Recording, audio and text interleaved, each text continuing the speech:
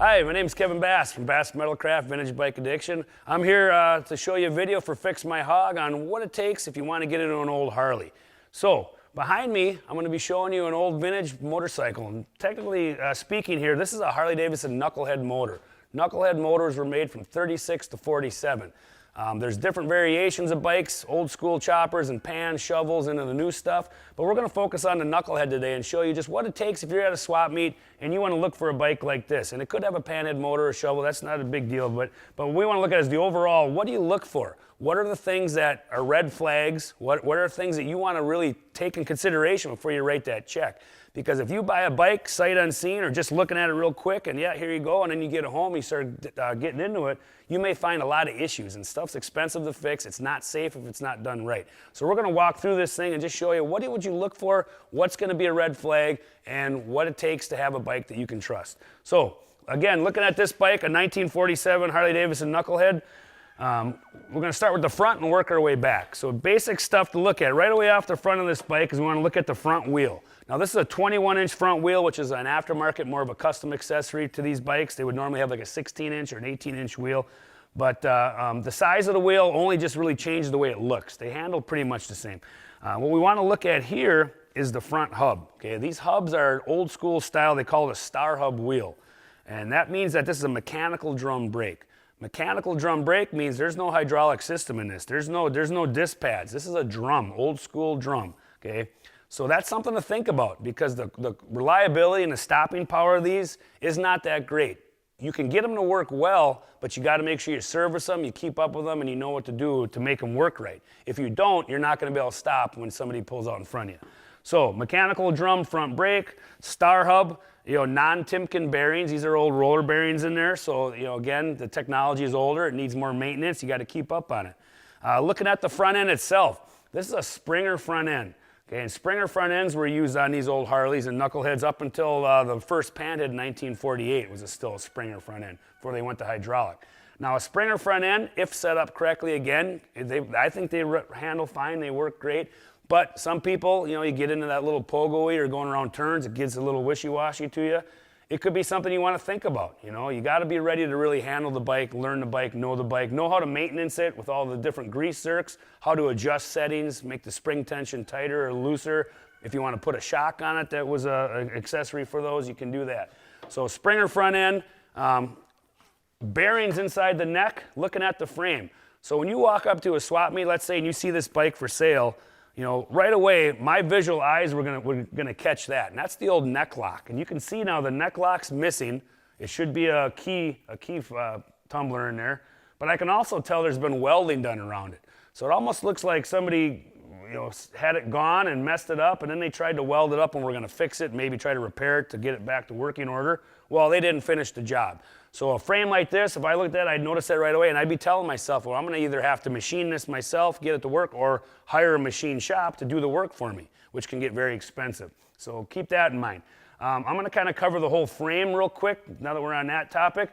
But another thing right here, there should be a crossbar that comes across here. That bar is missing, okay? That tells me that this frame has been chopped, cut. Potentially it could have been raked more back in the day. We don't know. But that's a red flag now, because if that's gone, now we're losing structural stability on this backbone, which could be cracked. There could be some issues that we need to really look at, because you don't want this to break off when you're going on the road and cause an accident. I can tell the top motor mount's been modified. Okay, there's some changes there. Sidecar loops, and these frames had sidecar loops to run an optional sidecar on them. This still has them, which is a good thing. A lot of the old Harley frames on the choppers and bobbers, these get cut off. The guys thought it was cool to cut them off and just mold the front. Nowadays, these frames are worth a lot of money if they have stock stuff like that on them. So that's good to see. That's got the sidecar loops. Footboards mounted in. Looks like our stock mounts are all good and correct. And then walking through, motor mount, like I say, had some repairs. And I can see right here underneath, there's like a piece of angle iron welded on here. So again, with that crossbar being gone, that's telling me, hey, this frame's probably cracked. When I get this tank off, there's probably some welds, repairs, cracks. Something's wrong. That shouldn't be there. And that would be a huge red flag. So if this bike had a huge price tag on it, I'd be telling the seller, like, this is something that I need to look at a little closer before I'm going to pull the trigger on buying this bike. Going back a little further here where the seat mounts, These typically would have had a seat post going in. This one you can see has a hinged pivot just for a little solo seat. But there's a seat mount post tube right here where a seat pogo would go in for a pogo seat. And I'll show you some examples of how that works on a stock bike in a little while. But for now, again, we'll just keep addressing this. So I know, looking at the frame, I can see they dented the frame tube in to fit this motor. That's another red flag, and looking at serial numbers I can tell, but that tells me, and looking at this wishbone front end, that this is not a true knucklehead frame. This is actually a panhead frame. And I'm pretty sure from looking at it, it's a 48 panhead frame. So to get this knucklehead motor to fit, you can see they had to do a little beating on that down tube, which means now that pogo won't fit. It's not going to slide down in there and work until I take this post and straighten that out. And in this case, if I did that, then the motor is going to hit, so it's not going to work.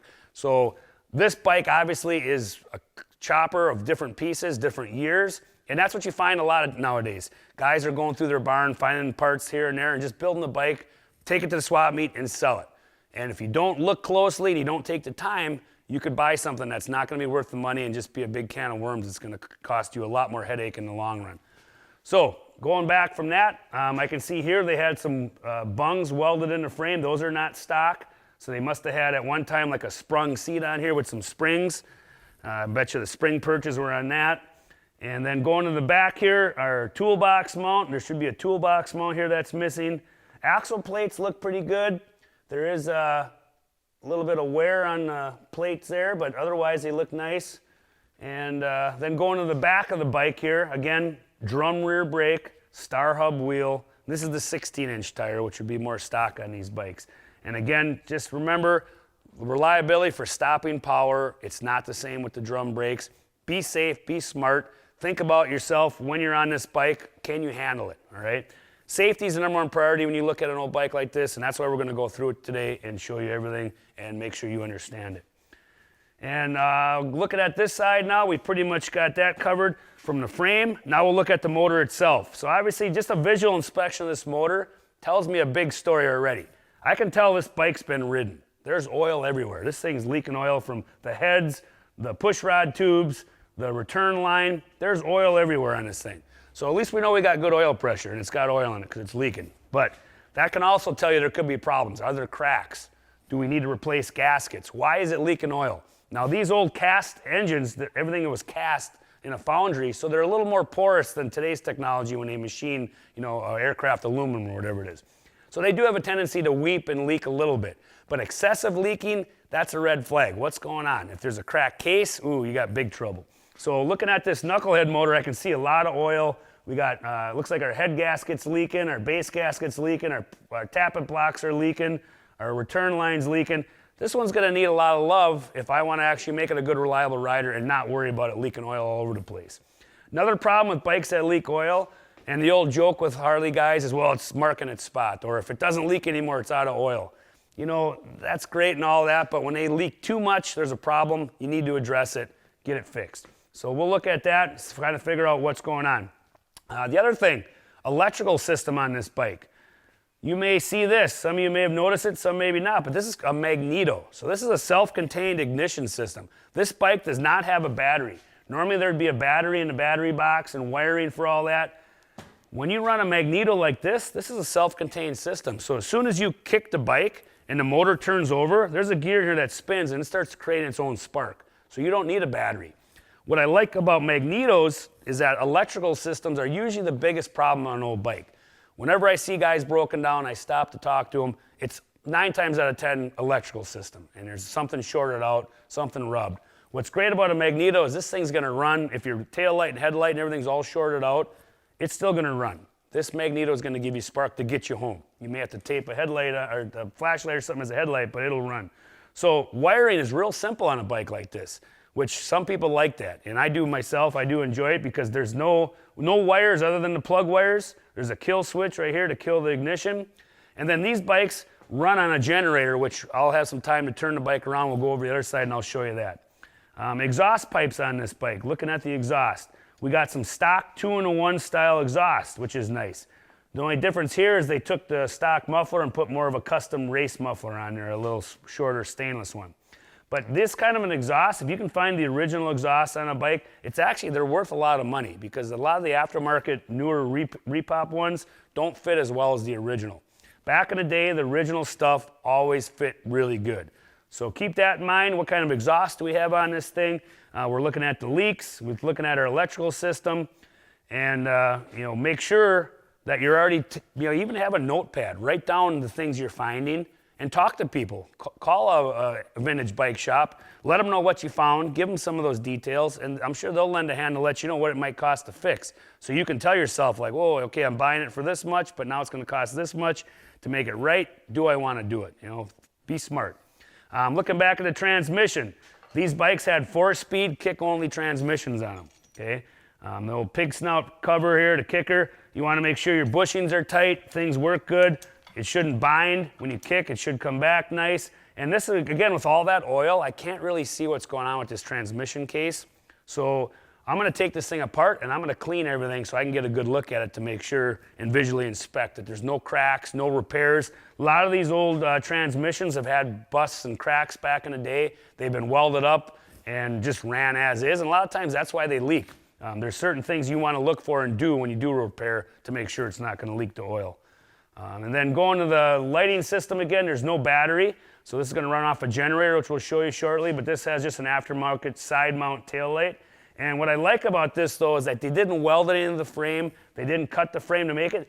They just retrofitted a couple bungs that fit into the stock plate, so it's just bolted on. That's good to see. A lot of the old chopper days, a lot of the old bikes that guys built, they were actually welding pieces on it. They were molding it with Bondo to make it flow and look nice. Well, nowadays, if you want to put the bike back to stock or have it more of a valuable bike with a stock original frame, you have to get all that stuff cut off. You have to reshape the metal. You got to fix it. Takes time, takes a lot. So, and then gas tank. Obviously, this is a smaller style peanut gas tank. Okay, normally these would have a split 3.5 Fat Bob style, 3.5 gallon.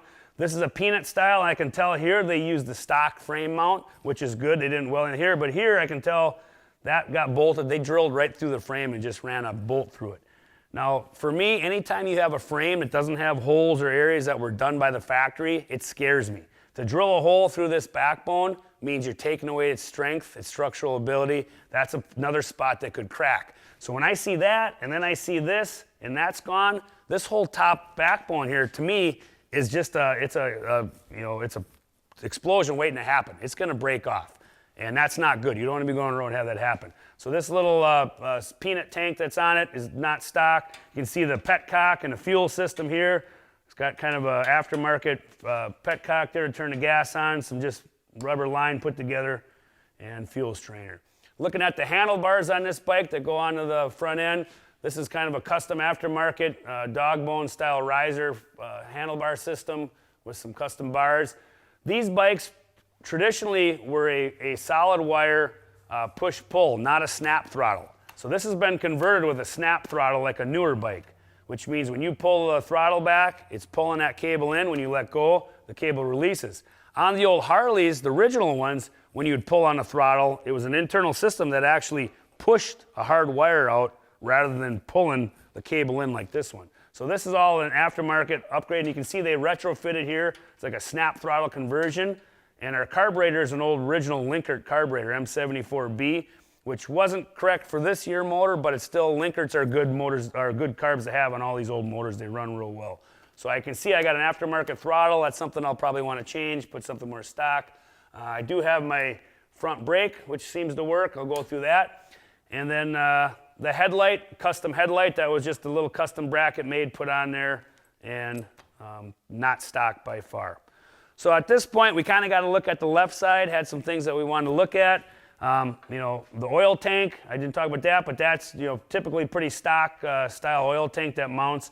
If you notice any other type of an oil tank, if it's hexagon or a round one, then again, you'd want to look at, did they modify the frame to be able to mount that thing? Most of them will have a stock style horseshoe oil bag like that.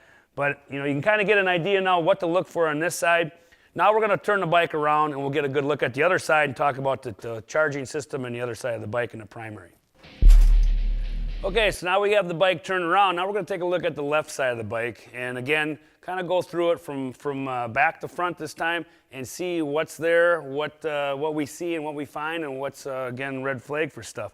So going back to the rear, we talked about a drum brake, and it's kind of hard to see right now because there's a saddlebag on it. Now this is an aftermarket saddlebag that hangs on it. Back in the day, there was the old Buco accessory bags that were on them a lot. The stock Harley bags that actually ran with some plates like this. And that's something to think about too. If you're gonna run stock Harley bags and you don't have a stock fender, your mounts aren't gonna line up anymore. This is an aftermarket small little fender.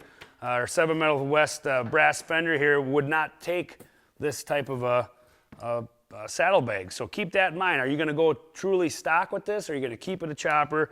But stuff that's in the way, you wanna get it off. So looking at this bike, to get a good look at my drum brake, I would remove the saddlebag and get a good look at the frame itself behind it. Sometimes accessory parts, saddlebags, different things, handlebar bags, the seat can hide things. Sometimes people will put things on to hide something. There's a reason why they have it. Now this looks more like it was for functionality, not to hide anything, but if we take off our mounts and we roll it forward, we can get a better visual. And this is why I wanted to get behind that saddlebag. There's a brake stay here. That brake stay takes that mechanical drum and keeps it from rotating and spinning around and causing problems. These can get damaged. That can be a big red flag for safety issues. If this brake stay is broken or bent, or the tab on the actual drum brake, sometimes those crack off or bend or even almost ready to go. This one looks good. If you get into a situation where you have to hard brake and this is damaged or not in 100% good working order, and that breaks off, you lose your brakes, you're gonna hit somebody, and it's gonna be dangerous, okay? So that's in good shape, so that's good to see. Everything else looks good there. You got your chain, and we'll talk about chain tension and how that needs to be done correctly. But chains are a pretty easy fix. Usually when you buy a used bike, just assume some of the small maintenance things you want to do right away. One of them is just put a new chain on, unless they can verify it is a brand new chain. This one you can obviously tell it's old. It's got some wear to it. It's got some slop. And these chains do stretch over time, so they're not something you use forever. You do want to replace those. And when I get a new bike in the shop, I always put a new chain on. Then I know, and I can keep track how many miles I have in the bike to know that that chain's in good working order. Looking at this side now, this is our primary side. So the other side, you got to see kind of the face of the motor and the exhaust. This side of the bike tells a different story. This is going to talk about our primary drive system, which our clutch is involved in that, our motor sprocket, and how this primary drive works. We also will see on stock bikes, they had what was called a rocker clutch and a tank shift on them. This bike here was converted to a hand clutch. So that obviously is not stock on a Knucklehead. They did not have a hand clutch Knucklehead motorcycle. So now I can tell that there's been some changes because there's a hand clutch on this bike, as you can see here. And then there's a clutch cable that comes down, and I can see now there's a little aftermarket adapter plate screwed to the bottom of the oil tank mount here that holds that cable. It's like a cable stay. All not stock for this year motorcycle, done to make it, a custom bike for somebody that didn't want to have to do a jockey shift with a hand clutch or the foot clutch. The transmission itself, this is a ratchet top lid, they call it. The original Harley Knuckleheads that have the tank shift would have what's called like a slop top lid. This is a ratchet lid, which is traditional for foot shift, so you can click gears, click, click, click.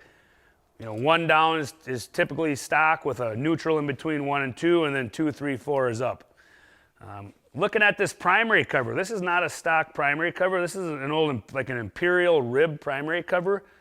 This kind of stuff, though, you want to look at because this is actually worth a lot of money. So pieces like this, although they're not stock to the bike, some of these aftermarket custom components are really rare and sought after. So now you can start thinking to yourself, well, if I want to replace this gas tank with a stock set of gas tanks, it's going to cost me X amount of dollars.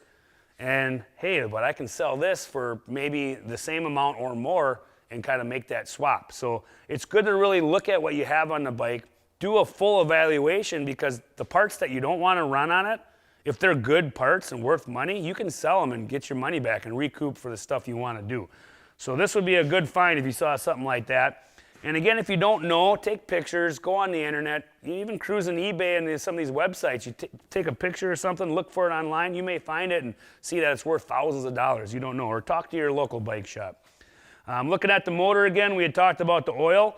Now this side gives me a better visual. The other side was pretty much oil everywhere. It was hard to tell where it was coming from. Looking at this side, now I got a better idea. My front head really isn't leaking. It doesn't look bad. There's not a lot of oil here.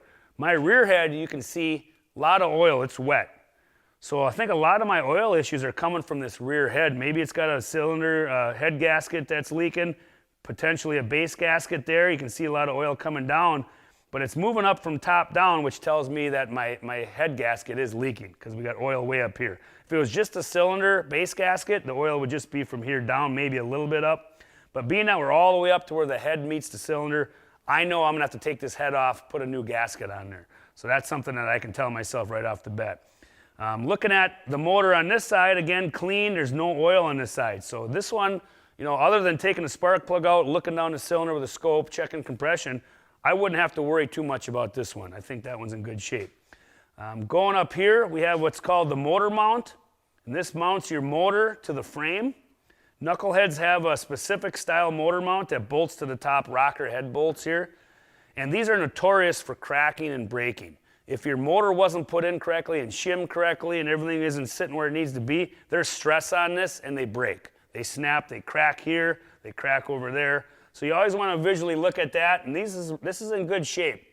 And we don't know how long this one's been on the bike, but typically if you look at these and the bike's been ridden and these aren't cracked, you can kind of tell yourself that hopefully everything's straight and true and sitting nice.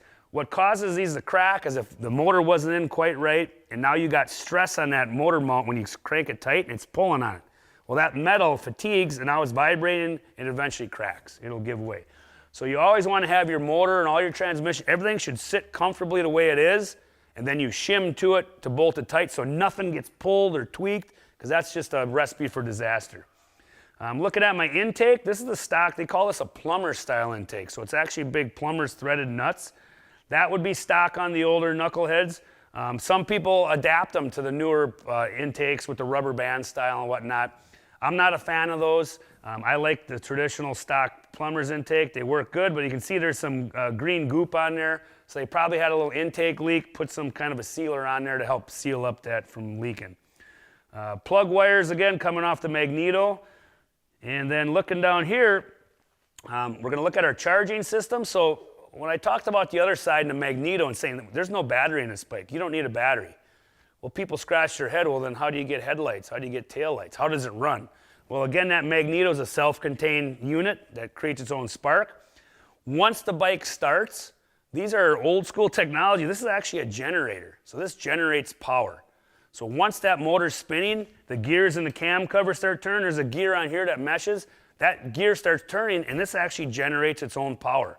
So the lights will be off. You'll start kicking the bike. Once the bike fires and starts and this generator gets going at speed, creates enough electricity, your headlight comes on, your tail light comes on. Kind of really neat old school. I enjoy it. The problem with it is it gets brighter or dimmer depending on your RPMs. So when you're at a stop sign and the bike idles down, your headlights are going to actually do that flicker. And they do sell capacitors that could hold the charge to help that. I don't do it. I'm fine with it because when you're at full speed, it's got full power, everything's bright. But that's something to think about, okay? The generator itself, if you're running a magneto, and even if you don't run a magneto, they all have generators because they help recharge the battery. This one here is actually an aftermarket that has an end mount voltage regulator. So that's another piece of the puzzle with electrical. Okay, you got to have a system that charges the battery but doesn't overcharge the battery and fry your system. Now, on most of these old bikes, because they're kickstart only, you don't need a big, huge 12-volt battery to pump electric starter. These came factory stock as 6-volt units. 6 volts is not a lot of power. The headlights were dim. Well, this one here was actually converted to a 12-volt system. So we've got a 12-volt generator in it with an end mount voltage regulator, so that if it had a small battery, it wouldn't overcharge it. And you could put a 12-volt battery in now and run 12-volt bulbs, and it wouldn't blow the battery up. If you have a 6-volt battery and a 12-volt generator, you're going to overcharge that battery, and it's going to blow up on you and die, right away. So always check your stats, make sure the bulbs in the headlight had to be switched to 12 volt, because if they were 6 volt, you would burn out. Same as the tail light. So little things like that are good things to look at. Now, a real important part of these bikes is the VIN number, okay? When you get an old Harley-Davidson motorcycle, they are titled by the engine itself. There's no VIN numbers on the frame. There's no VIN numbers on the front end. There's no VIN numbers anywhere else except for on the VIN number boss pad on the actual motor itself. Now this can be the single most make or break deal on an old Harley, because obviously bikes through the years, if a bike's been stolen, if it's been blown up and has replacement cases, or if just whatever reason the bike was mismatch of parts, your VIN number is going to tell a story of what should this bike be. Now this motor here, looking at the VIN numbers, I'm going to go through real quick. There's a number sequence on these. There's always a 2-digit number to start. Those first 2 digits tell you the year. So this one says 47. So I know this motor is a 1947. I have other bikes I'll show you. If it says 39, for instance, that would be a 1939. If it says 41, it's a 1941. So always look at those first 2 numbers. That will tell you what year it's supposed to be, or the title's supposed to say. And then you'll have 2-digit letters after that, 2 letters. And those will be like EL, FL, UL, or could be a 3-digit, ULH. Could be a single digit like an F, FL. That tells you the cubic inch of the motor. So in this case, this one here is a 47 EL. EL was a 61 cubic inch knucklehead, okay? 74-inch knuckleheads were the FL, or the Fs. So E and EL are 61-inch, low compression, smaller motors. F and FL were the higher compression, bigger motors. And then the last digits will be usually like a 4 to 5 numbered code. That's just the production code of when it was made in that year. So you always want to look at that, make sure those numbers look good, make sure they weren't botched, changed, altered, and then check the title. Does the title match that so that you have a legit bike? If your title doesn't match those numbers, you're in trouble. You got something that's not legal to have on the road. So be aware of that.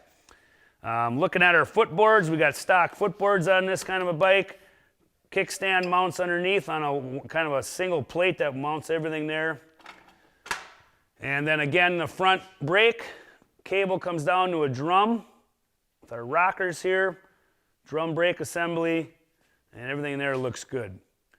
So, kind of in recap of the bikes, look at them from both sides, do that checkpoint list, everything that I showed you, go through it step by step, take notes, write down information. You see something, write it down. Ask questions. If you don't know, ask. And, you know, a lot of times the guy who's selling the bike, he's not the one you want to ask. You want to ask him questions, but don't ask him some of those questions where you think he's trying to pull something over you, because he's going to tell you what you want to hear. Talk to your mechanics, talk to your experts, do some internet search. Just be smart about it so you don't get hosed in the long run buying something that's not going to be worth the money. Or in the case of like a botched VIN number and bad title, you could get the bike confiscated. If you take a bike to Sturgis, the cops there will go through and they will check VIN numbers on Main Street. If they see a VIN number that looks botched, they'll run it, and then they can come with a paddy wagon and to actually confiscate your bike. And you don't want that to happen. So be smart, be legit about everything. And there have been cases that get repaired though. These bikes did blow up in the past. There have been reproduction cases that had to go on, and that's okay as long as everything was done correctly through the law. So be aware of that. Now what we're going to look at, the reason why I talked about taking this apart is because I found a bunch of problems. There's a missing cross tube here, and I have a better frame right here that I'm going to reference. And you'll see this frame. This is that missing crossbar, the lower structural crossbar that I said was cut out of this one. This helps put strength and rigidity in the whole bike here, the whole frame. With this being gone, now you have more flex in your neck. And you got to understand, with a Springer front end, it's not a nice hydraulic. You got a more bouncier front end. You're putting a lot more stress and strain on that neck casting, which is going to cause cracks either here or there and cause things to break, which we talked about. Seeing this piece of angle iron here tells me that because they cut that out, we got a crack in this frame, and they just took a piece of angle iron and welded underneath to try to do a quick fix to keep riding. All right. Looking at tank mounts on this, I talked about how this one was drilled through the frame and mounted. You can see how the tank mount should look. The tank should mount on a plate like that for the stock style tanks. So these are obviously cut off to fit that tank. and then they just drilled a hole and put a pin right through it. The seat mount, they welded that seat mount on here. You can see that's not here because we'd have our pogo seat, the pogo that goes in. And one thing, this one we talked about is really, really dented in severely. This one actually you can tell has a dent too. It was pounded in a little bit. But I'm gonna be able to make a bar and a slug and go in there and heat that up a little bit. And I'll be able to pop that back out to run a stock pogo seat without much effort. That one there would take a lot more work. And with all the other stuff on the frame that was wrong, it's better sometimes, you know, I'm not gonna throw this frame away because it's still an original Harley frame. I'm gonna fix it right though. So that means I'm gonna take it apart, I'll put it in a frame jig, and I'm gonna start from front to back and fix everything. But to keep this bike on the road, I was able to find a frame that's in way better shape, that has everything I needed. So I'm gonna just switch everything to this frame so the bike can keep running, be on the road, and then I'll fix that frame slowly, and then down the road build another bike with that frame. So that's what we were looking at there, what would happen there. And again, you know, things like sidecar loops are here. And what's nice is when these frames are apart and you get everything off, you do want to do a visual inspection here. The front motor mount pad, a lot of times these would get cracked and break. This is in good shape. Our down post here, we can see our rear motor mount pad looks good. Our brake crossover tube where our brake goes through for the mechanical brake, our transmission mounts, our footboard mounts, all in good shape. Rear axle plates in good shape.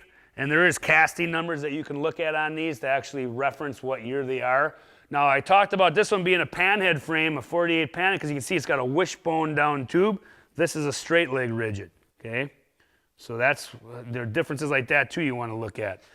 This one's missing the front lower tank mount for the split tanks. This one has it. So this one here, looking at it visually, I should be able to mount all my stock stuff back to this. Everything should go in easy. And then, you know, if I want to run this tank, I'd have to be creative again with the front mount, can mount there, but my rear mount now I'd have to do something. I don't want to weld on this frame like that one did, so I'm going to probably go back to more of a stock system. Another important piece of the puzzle. When you're working on an old bike, there's so much stuff that's changed through the years, and you may be really good at working on a new bike. Maybe you have your own. Fix My Hog will help you with all that stuff. But for this older stuff, you know, this is a lot of outdated technology. There's not a lot of mechanics anymore that know how to work on the old bikes. Reference materials are huge. Utilize service manuals. I can't stress enough, I don't care how much you think you know, you can always know more by looking at this, all right? You never want to stop learning. When you stop learning, you become obsolete. You don't want to be obsolete, you want to be on top of your game, whether it's a new bike or an old bike. So utilize your service manual. These were put together by the factory for reasons of helping mechanics work on the bike. So you as an owner now, you're gonna be able to get schematic and blueprints of every piece of this bike to tear it down. So any questions you have can be answered. If you wanna restore a bike, there's how to restore bike books out there. Utilize that. It'll tell you all the ins and outs. What should be what on a certain year. If you wanna build custom, I wrote this book on how to build an old school bobber. Choppers and bobbers are kind of the cut down, stripped down version of the bikes back in the day. These are great references to look at, give you examples, tell you what's what. Kind of stuff I'm talking about right now, you can look at it and you learn it more, you see it, you can watch Fix My Hog to get it, you can look at the manuals, and with all your references and all the internet out there for you at your disposal, you should have no problem being able to work on these bikes. So the stuff I talked about, and I'm gonna show you, don't let it scare you off. I'm not trying to scare anybody off from getting into old bikes. I love old motorcycles, and I want to see all the old bikes out there come out of the barns, get on the road. And you know, we're here, we're a big family. So work with us, look at what we got to offer, and we're going to help you be successful with your old project. And then parts catalogs, you know, the old Harley parts catalogs, just to see reference part numbers. This is a 41 to 84 parts catalog. So if I want to know, okay, what do I need for this plumber's intake? Well, if you don't know at all, you can look in here, find that part number, reference it, and then go on the internet. There are companies that make reproduction parts. Otherwise, your local swap meet, Craigslist, eBay, all that stuff, start searching, look for the right parts. It's out there. Now, what we're gonna do, we talked about this bike and kind of the issues that I showed you. Now I'm gonna compare it with an actual couple different bikes. And they're all Knucklehead bikes, but the difference between them is one of them is pretty much a stock Harley Knucklehead. One of them's a bobber, cut down pre-war knuckle bobber, and the other one's an aftermarket knuckle. So it's actually all new parts to made look like an old Knucklehead chopper. So I'm going to get those bikes out and we're going to take a look at them, and we'll give you a little more insight on those and how they compare to this one. All right, now we got a couple bikes sitting out front here to take a look at, just to kind of do a little comparison. Now with this bike that we're talking about on the lift, it's kind of a cut down little chopper, bobber kind of mix, a collaboration of parts from different years, different eras. And something that was just made creatively by somebody to express themselves in their own bike. But now we have a couple other examples. This first one I want to show you in the center here, this is a 1947 FL. So looking at my VIN number bus, like we talked about, it's a 47 FL and then a 4-digit code. This is more of your stock style bike. This is kind of closer to what the bike would have looked like from the factory. Now obviously this is old and it's got a lot of rusty old parts on it, but it's got a lot of the stock stuff that you would look for in a factory bike. Few minor details. The front end's actually a VL fender, but these are those split tanks we talked about. This is a stock style split tank. No magneto, so this one does have a battery in there. It's got what's called a timer on it, okay? These are not a distributor. Some people call them a distributor. You think of a car. Well, a distributor distributes to all their 6 cylinders or 8 cylinders. This is just a timer. All it does is times your ignition and when it sparks. And these can actually retard and advance from the handle. And we talked about that snap throttle conversion on that one. This bike has that push-pull system. So when I pull on that throttle and I crack my throttle, it's actually pushing a hardwire out to give me throttle. And you can see how it doesn't snap back. It'll stay wherever it is. So it's kind of a cruise control for you too. It won't stay 100%, but you can adjust them a little tighter or grease them up. But if I give this thing full throttle and start it right now, this bike's going to be full throttle. It doesn't snap back. And you can see it's all internal, no wires or cables. Everything back in the day, Harley was really smart about cleaning stuff up. And you see a lot of the new custom bikes today trying to recreate that internal throttle clean look. But both grips actually turn because, like I say, you retard the timing. To start it, starts easier, and then you advance the timing to make it run the way it should run. So pretty typical stock 47 FL bike. Over here, we have a 1939. Now this is a pre-war Knucklehead. And this one's cut down into a little bobber style. It's kind of a race style bike. You can see it's got studded tires on it for ice racing. It's got the Flanders kind of race bars.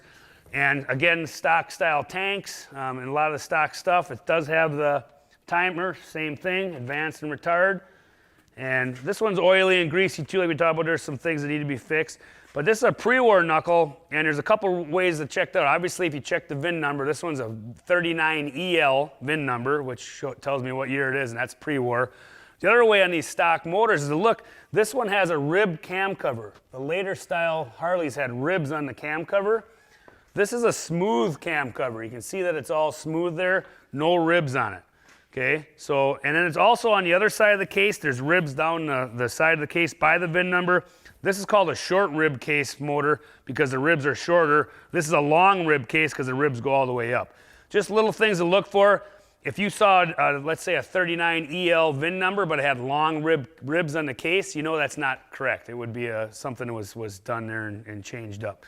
And then lastly, we have here, this is a full-off custom bike with all new parts, but using technology to look like an old Knucklehead. So this S&S motor, a Knucklehead style motor, is a 93 cubic inch motor made with all new technology, new materials, good aluminum and whatnot. Nothing's cast like the old days. And it's really a bulletproof big inch motor so that you can kind of see the difference now from stock kind of a rat bike. You got a cut down bobber, you got a little chopper, and then you got a new custom. And there's so many options for you to do that. I could take this bike apart now and make a decision. Do I want to go bobber? Do I want to go stock? Do I want to keep it chopper and kind of do my own custom thing? This is where, when you buy a bike, it may not look exactly like you want to look when you first pick it up, and that's okay, because everybody likes to change their bike a little bit and make it their own, okay? But by doing our checklist, looking at what needs to be repaired and replaced and fixed and what's wrong with it, as you go through and make those changes, you can start to transform the bike into whatever style you want to make it your own so that when somebody sees it and say, wow, they know it's your bike and it's something you can be proud of. So that's kind of a little difference of them all to give you that variation. And, there's tons of cool bikes out there. They all have different styles. There's no right or wrong reason. It's all personal preference.